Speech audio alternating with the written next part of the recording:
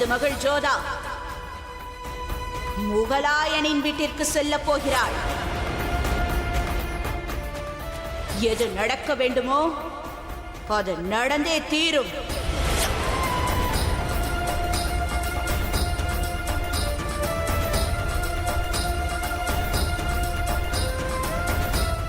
ஓசோ, மகாராணி அவர்கள் தங்களுக்கு திலகம் வைக்க நினைக்கிறார்கள் போலும்.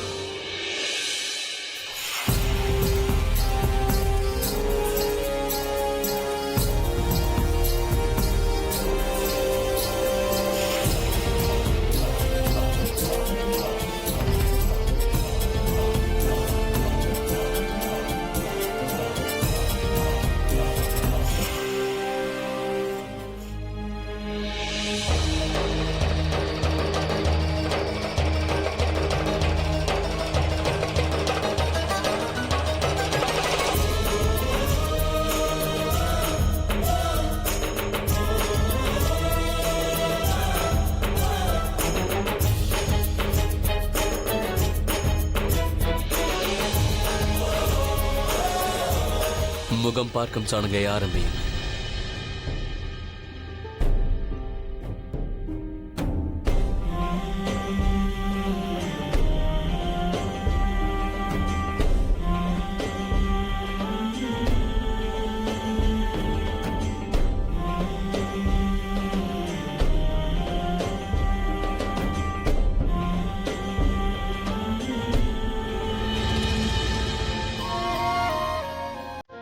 ஜோதா எடுத்து வைக்கும் ஒவ்வொரு அடியும் அவள் எதிர்காலத்தை தீர்மானிக்கப் போகிறது. கற்பனை செய்து கனவிலும் பார்க்க முடியாத அளவிற்கு அவள் வாழ்க்கை பாதையே மாறவிருக்கிறது.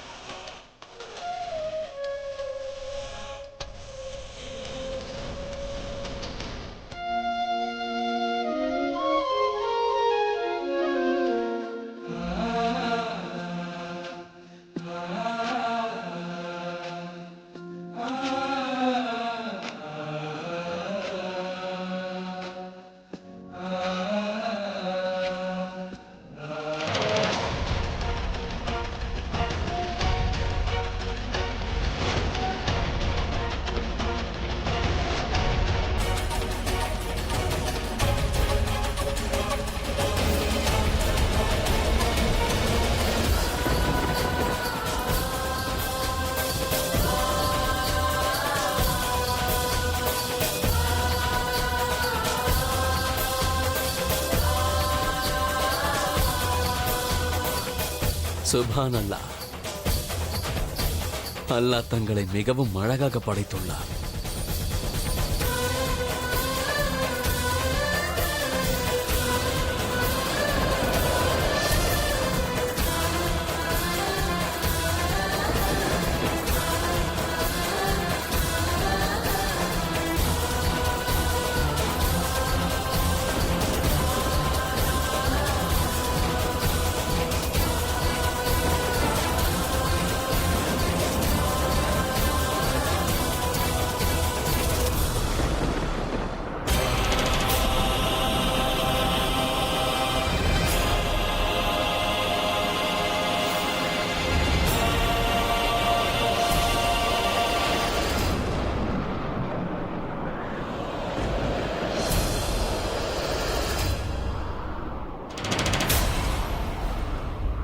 முகலாயர்களுக்கு ஒரே ஒரு அரசன் தான், பாட்ஷா ஜலாலுதீன் முகமது.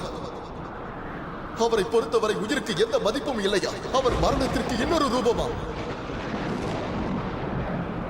என் தாய் மண்ணின் மீது ஆணை, தாயே உங்கள் நகையை திருடியவன் அவன் எவனாக இருந்தாலும் சரி, அவன் தலையை கொய்து உங்கள் காலடியில் சமர்ப்பிப்பேன்.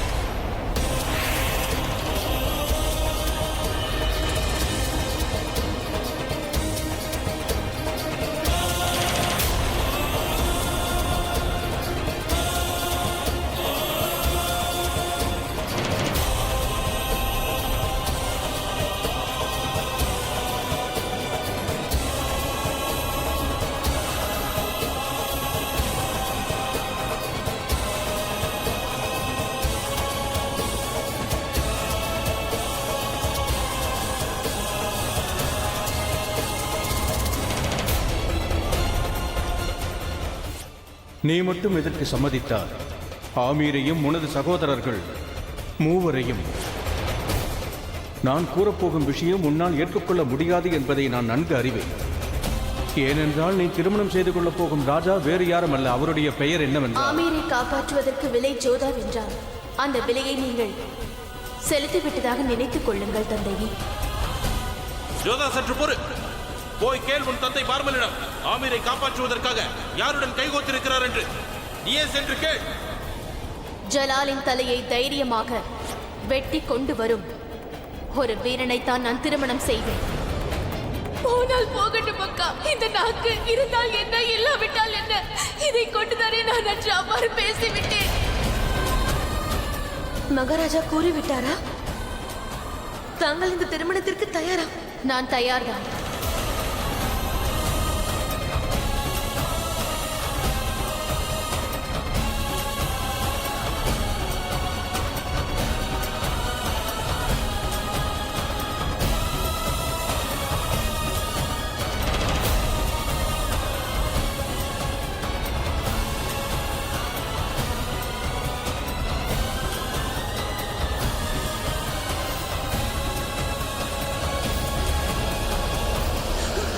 ஜோதா, என்னை சாக விடுங்கள் தாயே. இனி நான் வாழ விரும்பவில்லை. வேண்டாம் ஜோதா, வேண்டாம். எவ்வளவு பெரிய விஷயத்தை என்னிடமிருந்து மறைத்து விட்டீர்கள்.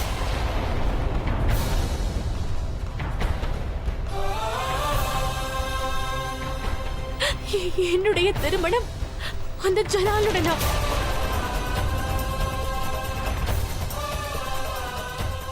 நான் உங்களுக்கு அப்படி என்ன துரோகம் இழைத்து விட்டேன்? எல்லாரும் சேர்ந்து எனக்கு இப்படி ஒரு உங்கள் அனைவருக்கும் தெரியும், அண்ணன்களுக்கு, அன்னைகளுக்கு, பாட்டியம்மாவிற்கு. ஆனால் அனைவரும் என்னிடம் மறைத்து விட்டீர்கள். ஆமீரை காப்பாற்றுபவரைத்தான் நான் கண்டிப்பாக திருமணம் செய்து கொள்வேன் என்று உங்கள் அனைவருக்கும் நன்கு தெரியும் அல்லவா?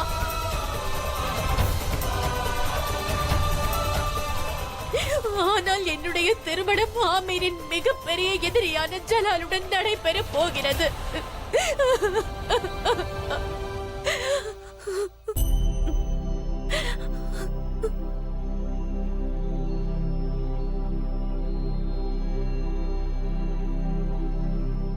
தந்தையே, தாங்களும் இவ்வாறு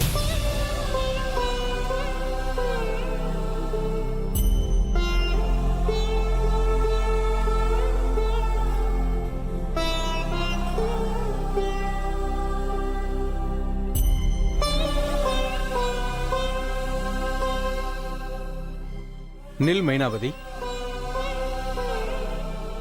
ஜோதா சற்று நேரம் தனிமையில் இருப்பது நல்லது. நான் தற்போது பயப்படுவதெல்லாம் ஜோதா இவ்வாறு எழுந்து வந்ததை ஜலால் தவறாக நினைத்துவிடக்கூடாது. அவர் இதை அவமானமாக நினைப்பாரோ என்னவோ.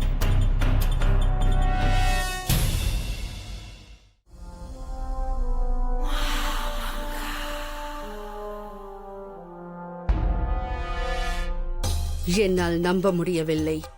இவ்வளவு தலைக்கணமா?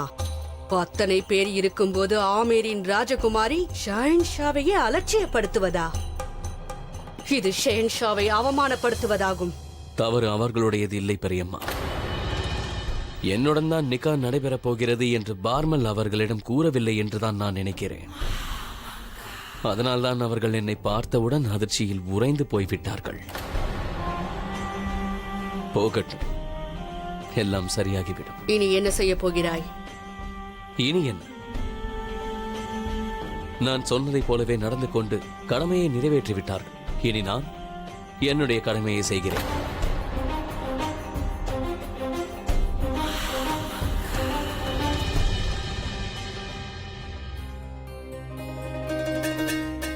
பகவான் தாஸ், ஜோதா என்ன செய்தாளோ அவள் வேண்டுமென்றே செய்யவில்லை. இருந்தாலும் தந்தையே, அவருக்கு அவமானம் நடந்துவிட்டதென்று அவர் நினைத்துக் கொள்ளாமல் பார்த்துக் கொள்ள வேண்டும். சரியாக கூறினாய். வணக்கம் அரசே.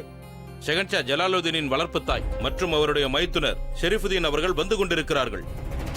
நான் பயந்தது போலவே நடந்துவிட்டது. இந்த ஜலால் என்ன கூறி அனுப்பினாரோ ஒன்றும் புரியவில்லையே. என்ன கெட்ட செய்தி வருகிறதோ என்று தெரியவில்லை.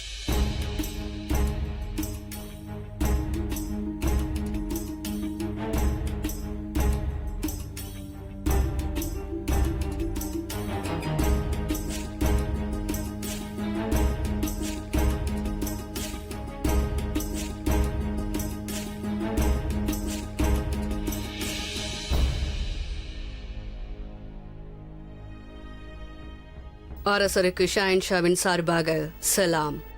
எங்கள் அனைவரின் சார்பாக தங்களுக்கு வணக்கம். தங்களுக்கு ஏன் இந்த அலைச்சல்? கூறியிருந்தால் நானே வந்திருப்பேனே. எங்கள் சம்பிரதாயப்படி சீரை நாங்களே கொண்டு வர வேண்டும். வரவழைத்து கொடுக்கும் பழக்கம் இல்லை. சடங்கு பாதியிலேயே நின்றுவிட்டதல்லவா? ஆனால் எங்கள் ஷஹன்ஷா எதையும் பாதியில் நிறுத்த மாட்டார். அந்த சடங்கின் சார்பாக ஷஹன்ஷா சீரை அனுப்பியிருக்கிறார். வாருங்கள்.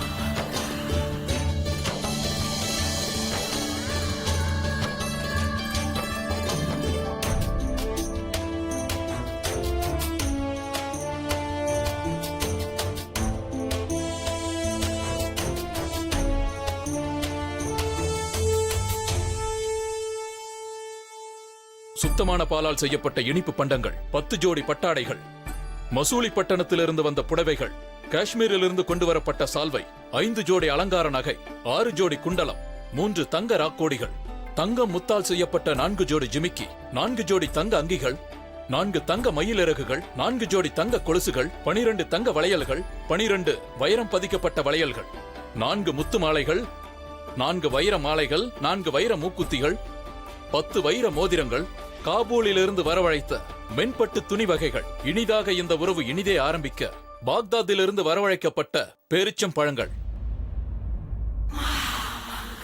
இத்தனை சீரா? அவர் இந்த ஹிந்துஸ்தானின் ஷஹன்ஷா. அவர் ஏதோ ஒரு சிற்றரசர் அல்ல.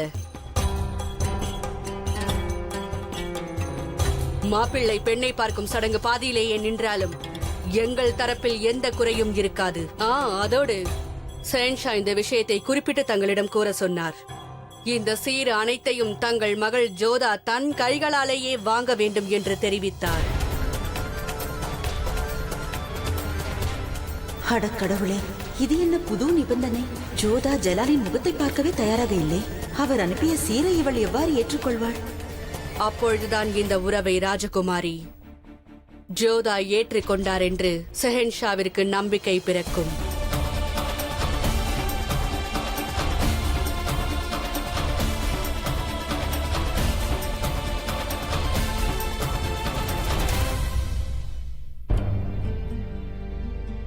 அமருங்கள்.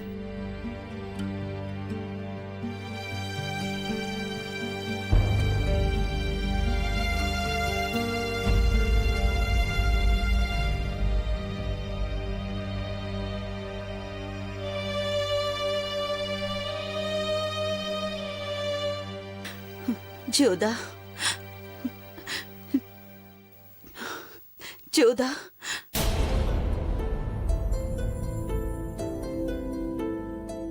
நான் இதுவரை தங்களிடம் எதையும் மறைத்ததில்லை தாயே. ஆனால் தாங்கள் என்னிடம் இவ்வளவு பெரிய விஷயத்தை மறைத்து விட்டீர்கள். தந்தை இந்த நாட்டின் அரசர். அவர் தர்மத்தை நிலைநிறுத்த வேண்டும். ஆனால் தாங்கள்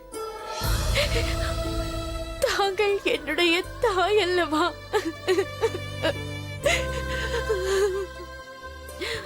தாங்கள் எவ்வாறு? நான் உன்னுடைய தாய் என்பதால் தவறு செய்துவிட்டேன் என்று கூறுகிறாய். ஆனால் நான் உன் தந்தையாரின் மனைவியும் கூட, ஒரு ராணியும் கூட. இதில் என்னுடைய தவறு என்ன இருக்கின்றது? நான் என்ன தவறு செய்துவிட்டேன்? அப்படி என்றால் தாங்கள் கூட என்னை ஜலாலை திருமணம் செய்யும்படி? பிரச்சனை நான் விரும்புவது மட்டுமல்ல, நீ என்ன விரும்புகிறாய் என்பதும் அல்ல. இப்போது ஆமீர் நம்மிடம் என்ன எதிர்பார்க்கிறது என்பதுதான் பிரச்சனை. என்னவென்றால் ஒரு அரசனின் வாக்கு பொய்யாக வேண்டுமா என்பதுதான். அதே போல பிரஜைகளுக்கு உன் தந்தையின் மீது இருக்கும் நம்பிக்கை என்னவாக போகிறது என்பதுதான். அதே போல் மீண்டும் உன் தந்தை வாழ்க்கையில் தலை நிமிர்ந்து நடக்க முடியுமா என்பதுதான். இந்த எல்லா பிரச்சனைகளுக்கும் தீர்வு உன்னிடம் தான் இருக்கிறது ஜோதா. அவர் செய்து கொடுத்த சத்தியத்தை, அவருடைய வாக்கை, இந்த ஆமீரை உன்னால் மட்டும் தான் காப்பாற்ற முடியும் ஜோதா.